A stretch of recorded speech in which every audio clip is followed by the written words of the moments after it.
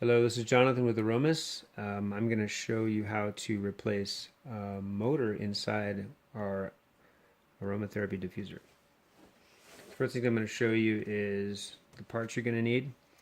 So in this instance, I'm actually going to be soldering the wires onto this motor, and I'm going to be removing the wires off of the one from here. However, in most instances where one of you wholesalers are going to be receiving a replacement part, you will most likely already have the wires attached to this motor. If you don't, you can also solder them on. In that case, you would need a soldering iron like the one I have back here, or just a cheap one that you can get at the store. So that's basically all you're going to need. In terms of the materials you're going to need, probably best to find yourself some super glue and a screwdriver. This regular Phillips head screwdriver would be just fine. And here's the complicated tool that you would need, which is a screw. This screw is maybe 3 times the size of the little screw that comes out of the bottom. So here we go. So what you're going to do is you're going to first test the base. You can always tell if it's not working correctly by plugging it in, turning it on if it sounds funny. When you put your thumb over the top, if you can tell that there's no pressure at all, then you know it's something to do with the motor. What you're going to do is you're going to turn the unit over, find the 3 little screws that are located in a triangle underneath here. You don't need to take off this back pad, you just need to take the screws out. So I'm going to use my electric screwdriver to speed things up a little bit. So take those out, find yourself a nice little cup to put them in so you don't lose them.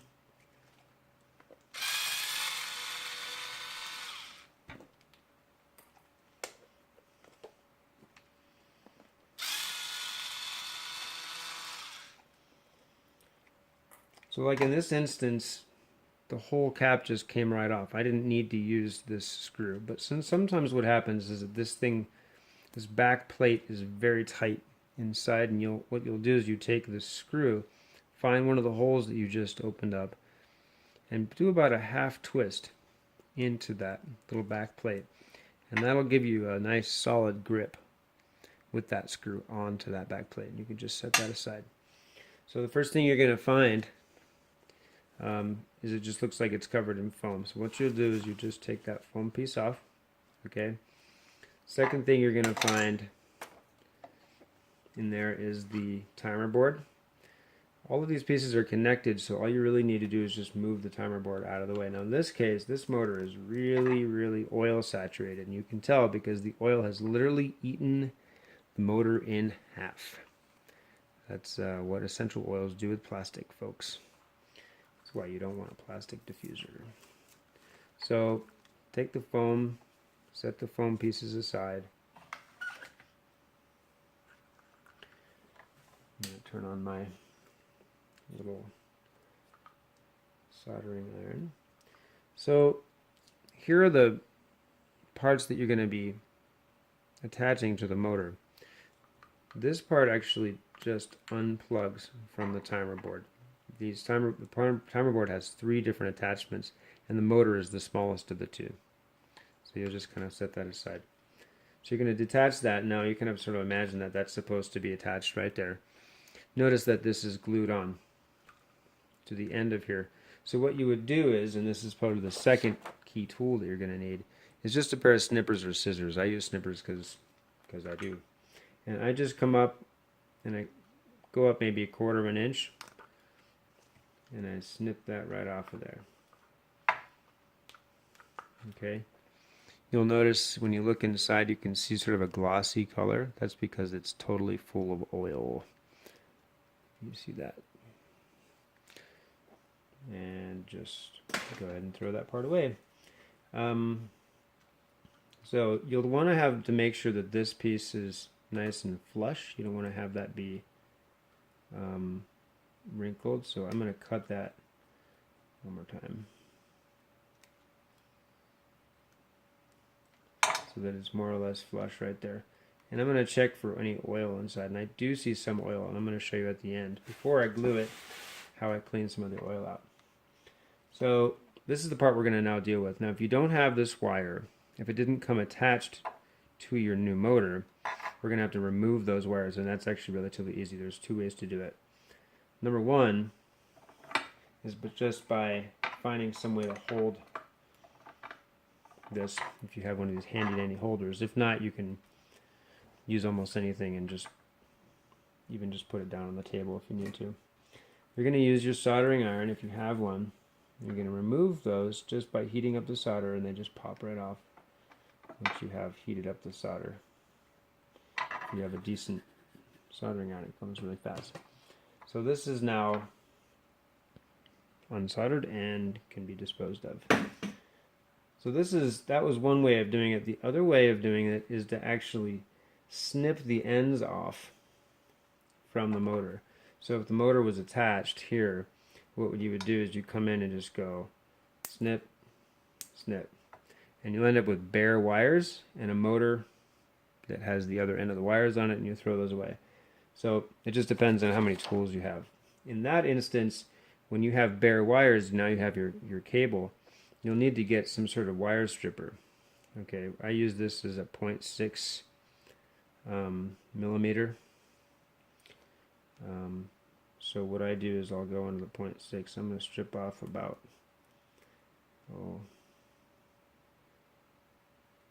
maybe 1 or 2 millimeters worth of the outside of the sheath over the wire, and I'm left with these nice wires again, like that.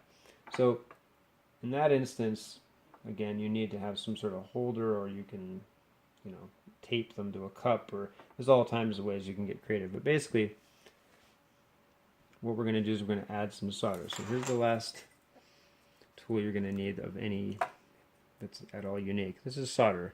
This is silver solder. It has no lead in it. I would always recommend doing that. What you're going to do is you're going to go ahead and solder on what's called tinning. You're going to make solder right on these little tips.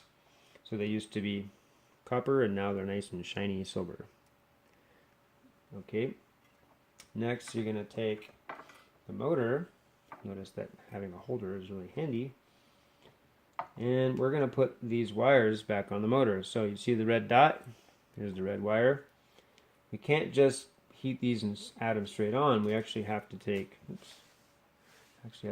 some solder and put it onto each one of the wires. So I'm going to melt some on there, and I'm going to melt some on there. And they have the two little blobs now. They're nice and hot. And take the red one.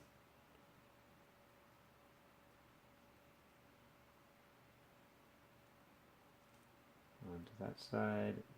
And brown one onto the other side. And those are now on. So now you have a nice mechanical connection of red side, brown side. So this is where you come in and add your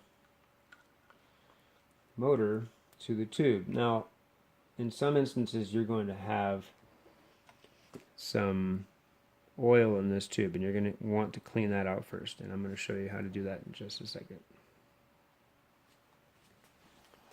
Okay, so we're going to clean up this tube. So one of the complicated things about cleaning tube is that you need to clear your workspace. You have lots of room. So to clean a tube, what you need to basically do is flush this tube. You can't really stick anything in there because you'll either rip it or get it stuck, and then it'll be very frustrating. So what I typically do is, if it's a user and I tell them maybe they have gotten something in there, you just tell them to take some rubbing alcohol, and this is sort of like my stash of rubbing alcohol that I've used for other things, because you can use rubbing alcohol more than once. It's just kind of clean it out in there. This little Q-tip is falling apart, but rubbing alcohol dries out really fast and is really good at absorbing. Now, if you're me and you want to be a little bit more thorough about the whole thing, it's better if you use a pipette, or if you really want to get fancy, you could also use something of a syringe. And you have to excuse me while I find my syringe, because I like to use that one. That syringe isn't going to happen. So this is more likely something you'll be able to find. Sometimes pipettes come in small, or if you buy them from us, they look like this, which are big and powerful. So what you would do is suck up some alcohol, find a cup or something, and just place the diffuser on top of the alcohol. Stick that in there and just flush through. Do that a couple of times. What's nice about alcohol is you can get a little messy, and it honestly doesn't matter. It's going to dry out in about 10 seconds.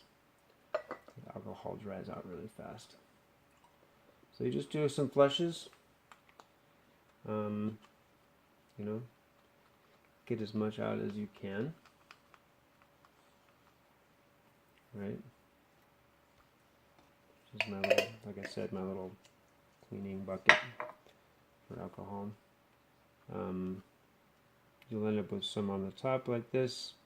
As you can see, you just rub it off. It dries almost immediately. So once you have this good and dry, or if you want to speed it up, you can use a hair dryer. Heat it up just a little bit, and that alcohol will immediately evaporate at that high temperature. So this is when we're going to attach the motor, now that it's clean in there. We're going to attach, or cleaner I should say, we're going to attach the motor back to the tube. Take some of your super glue, and there's two types of super glue, or in Chinese it's sammiao, 3-second glue. So what you're going to do is add just a drop of super glue. Now if you have the runny kind, it'll dribble all over the place. The better kind to get is the gel type super glue that doesn't run, and that way you won't mess up your motor. So I'm going to put it on the tip. I'm not going to put it on the inside tip. I'm going to put it on the outside of the tip, and I'm just going to kind of turn the tube over until it sort of spreads itself out in there. Okay, and once that's on there, you're just going to kind of let it sit for about 5 minutes. You could also plug this in if you would like. But if I manipulate this or bend it to try to get it back in, that glue is not set yet, and so I'm going to go ahead and let it wait, and I'll be back in a few minutes while it's dry, probably about 5 minutes. Okay, the glue should be nice and dry now. I think I waited about 5 minutes or so. So you have two different pieces of foam. You're going to repack the diffuser. So first thing you're going to want to do is take the foam and a piece of tape.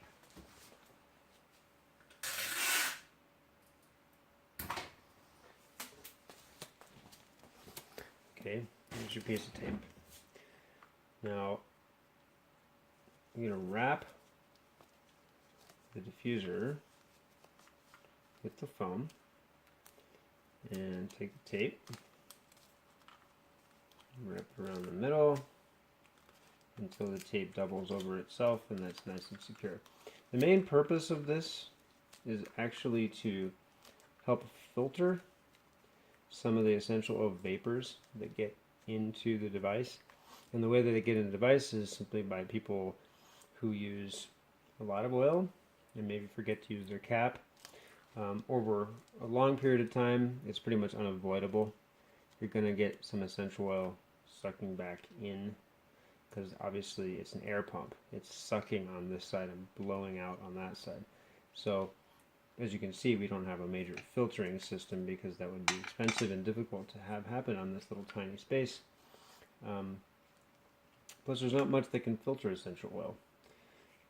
So what you're going to do is you're going to pack it so that the tube on this side sort of tucks under the knob, and the top is going to push up against the back opposite. So I always think about this part being down and this part is up. So once that's in there like this, I want you to curl the timer down on the bottom so that it's next to the power socket, which is on this side. Okay. Now this is the interesting part. So what you're going to do now that you see where those are going to be, you're actually going to take this bigger foam piece and you're going to tuck it back and behind so that the motor is kind of sitting on a part of the foam. It doesn't have to be totally tucked under. It's actually better if it's not, because you're going to want to pull over the top. And you're going to want to isolate the motor from the timer. So the timer is sitting on the outside, the motor is completely wrapped around. These things won't shake around that way. So now once that's done, you make sure that all of the wires are out of the way. Here's sort of a critical part. Before you put the top back on, test it and make sure it works. Two things to check. Make sure that it goes up and down when you turn. Flip it over, put your thumb over the top. And if you're pushing on it, you hear it pressing out and the motor changing frequency while you push down. That means you've got pressure. And you've got the proper pressure as well.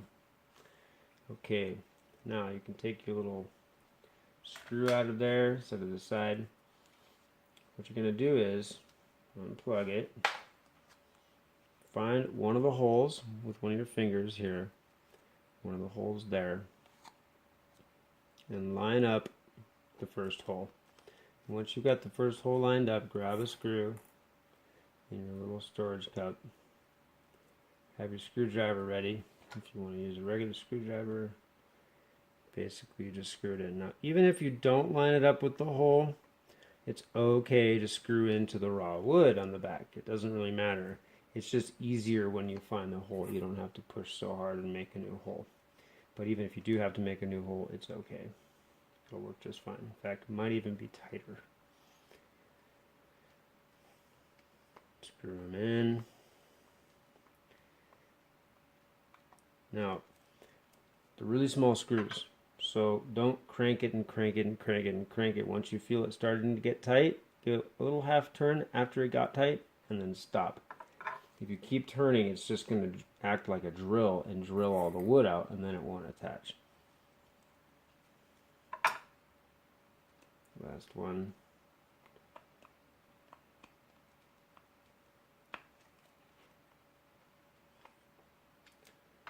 And we're done. So, some refreshers and some things I may have forgotten from the beginning that may seem natural to me because I've done it a million times, but for you, this is sort of maybe your first time. Make sure you have sort of an open workspace. You have good lighting. Make sure you've got your tools ready. Make sure you have a nice padded something that you're going to set the diffuser on, because you don't want to scratch this part up. Even if you were to drop it on this slippy pad. This is a slippy pad. You can use foam. You could even use part of the foam from the box, because in every box we include a nice piece of foam that's almost perfect for using as the surface. I just use this one because it's a little bit more sticky, but that piece of foam works really well. That's about it. If you have any questions, feel free to email or call. This is Jonathan with Aromis. Thank you.